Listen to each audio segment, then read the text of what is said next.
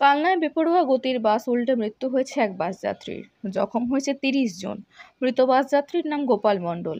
কালনা মহকুমা হাসপাতালে আহতরা বর্তমানে চিকিৎসাধীন। মঙ্গলবার সকাল ৮টা নাগাদ দুর্ঘটনাটি পান্ডুয়া কালনা রোডে বড়শ্রীরামপুর এলাকায় ঘটে। পান্ডুয়া থেকে কালনার দিকে আসার সময় বেপরোয়া গতির বাসটি দুর্ঘটনা ঘটায়।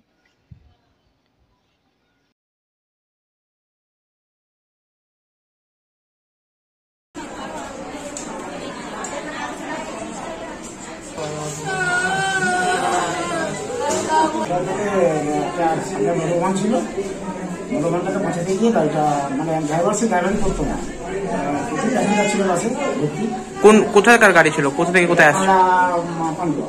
আচ্ছা, যে কোন জায়গায় হয়েছে অ্যাক্সিডেন্টটা? আশ্রমপাড়া। আশ্রমপাড়া। আচ্ছা, শ্রীরামপুর।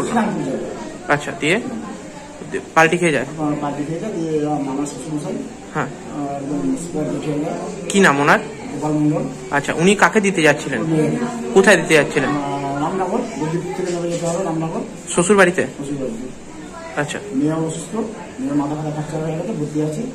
আর এরকম বাসে কতজন আহত? তখন প্রচুর অন্তত 50-70-80 জন ছিল, 50 মারা গেছে, মানে অসুস্থ হয়েছে, মারা যায়।